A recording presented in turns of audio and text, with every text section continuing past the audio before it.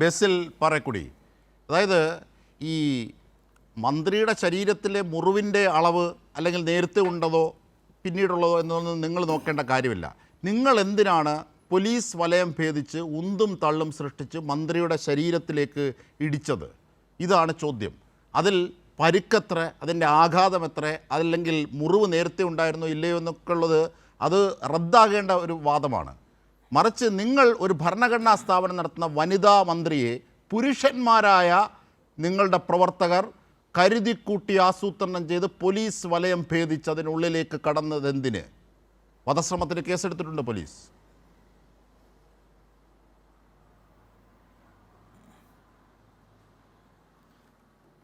കേസെടുത്തിട്ടുണ്ട് പോലീസ് പറഞ്ഞു. അങ്ങനെയൊന്നും പറഞ്ഞ് KSUക്കാരെ ഒന്നും പേടിപ്പിക്കാനോ നോക്കണ്ട, അവരായിട്ടൊന്നും ഞങ്ങളുടെ അടുത്തേക്ക് പോകണ്ട. പിന്നെ ഒരു കാര്യം പറയാം, ഇടിച്ചു എന്നിപ്പോൾ പറയുകയുണ്ടായി. നിങ്ങളുടെ VK സനോജിൻ്റെ ഇപ്പോൾ വൈകിട്ടത്തെ ഒരു ബൈറ്റ് കൊണ്ട്, അതായത് കുത്തി പരിക്കേൽപ്പിച്ചിരിക്കുകയാണ്.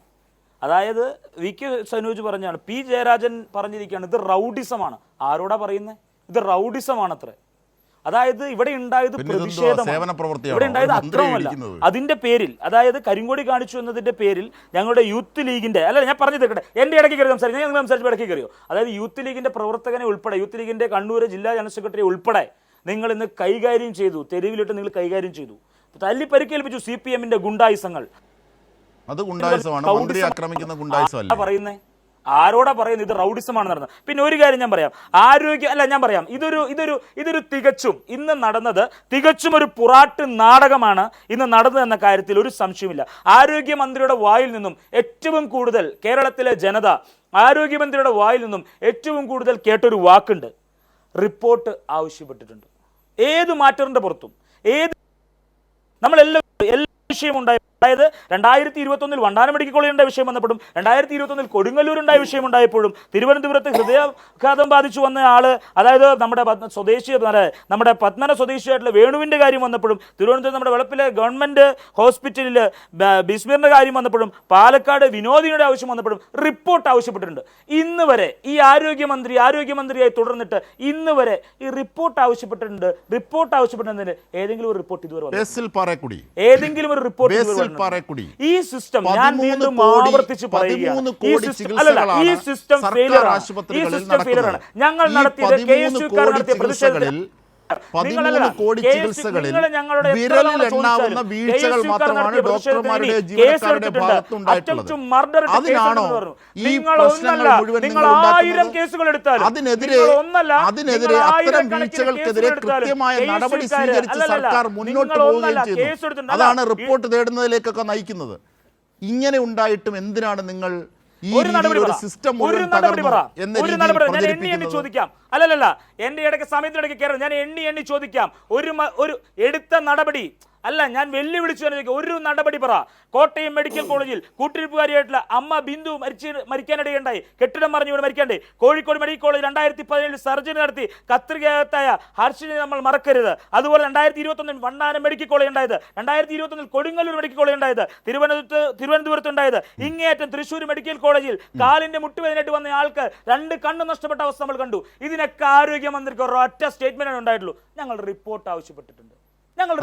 ഈ ബേസിൽ പാറക്കുടി ഇപ്പോൾ പറഞ്ഞ, ഞാൻ ചോദിച്ച 13 കോടി ചികിത്സകളിൽ ലക്ഷക്കണക്കിന് ശസ്ത്രക്രിയകളിൽ വെറും വിരലിൽ എണ്ണാവുന്നത് മാത്രമാണ് താങ്കൾ ഒരു വീഴ്ചയായി തന്നെ എടുത്തു പറഞ്ഞിട്ടുള്ളത്. താങ്കളും താങ്കളെ അനുകൂലിക്കുന്ന പത്രങ്ങൾ അടക്കവും പറയുന്ന അങ്ങനെയുള്ള കാര്യങ്ങളാണ്.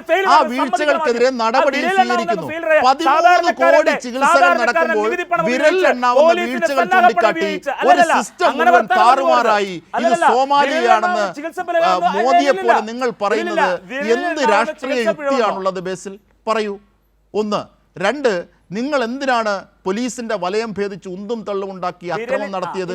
എന്തുകൊണ്ടൊരു വനിതാ KSU പ്രവർത്തക അവിടെ ഇല്ലായിരുന്നു? ഈ 3 കാര്യങ്ങൾക്ക് താങ്കൾ എണ്ണി ഒന്ന് മറുപടി പറയൂ. എനിക്ക് അടുത്ത അതിഥിയിലേക്ക് പോകണം.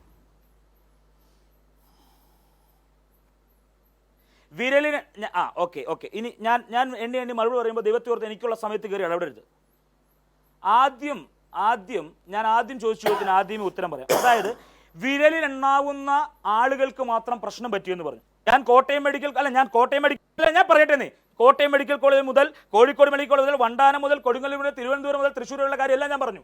അപ്പൊ വിരലെണ്ണുന്ന ആളുകൾക്ക് പറ്റി. അപ്പൊ ഞാനൊരു കാര്യം ചോദിക്കട്ടെ, ഇവരൊക്കെ സാധാ ഇൻഡിവിജ്വൽസ് അല്ലേ? ഇവരൊക്കെ കേരളത്തിൽ ജനിച്ചവരല്ലേ? ഇവർക്കൊക്കെയുള്ള റൈറ്റ് ഈ മന്ത്രിക്ക്. അപ്പൊ 13 കോടി പേര് സുഖമായി ചികിത്സ തേടി പോയതോ? ലക്ഷക്കണക്കിന് ശസ്ത്രക്രിയ നടത്തിയവർ സുഖമായി ചികിത്സ തേടി പോയതോ? അവർക്കുള്ള പ്രയോറിറ്റിയെ നിങ്ങളുടെ മന്ത്രിക്കുമുള്ളൂ. നിങ്ങളത് സമ്മതിക്കുന്നേ. നിങ്ങൾ അല്ലല്ല, ആങ്കർ പറഞ്ഞൊരു വർത്താനമുണ്ട്, കുറച്ചു പേർക്ക് സിസ്റ്റത്തിന്റെ ഫെയിലിയർ വന്നത്. ഈ സാധാരണക്കാർക്ക് ആ പ്രയോറിറ്റി കേരളത്തിന്റെ മന്ത്രിക്കുള്ളൂ. ആ പ്രയോറിറ്റി കേരളത്തിന്റെ മന്ത്രിക്കുള്ളൂ. അക്രമം നടത്തുന്ന നിങ്ങൾക്ക് എന്ത് പ്രിവിലേജ് ആണുള്ളത്? അല്ലല്ല, വനിതാ മന്ത്രിക്ക് നേരെ പുരുഷ കേസുകാർ നടത്തിയ അതിക്രമം, ഓരോ സാധാരണക്കാരന്റെയും ജീവൻ അത് വിലപ്പെട്ടത് തന്നെയാണ്. അയ്യോ, VS ശിവകുമാർ അടക്കമുള്ള കാലമൊക്കെ ഞങ്ങൾക്ക് ഓർമ്മയുണ്ട്. ഇന്ന് അക്രമം എവിടെയാണ് ഉണ്ടായത്? ഓർമ്മയുണ്ട് പഴയ കാലത്തേക്ക്.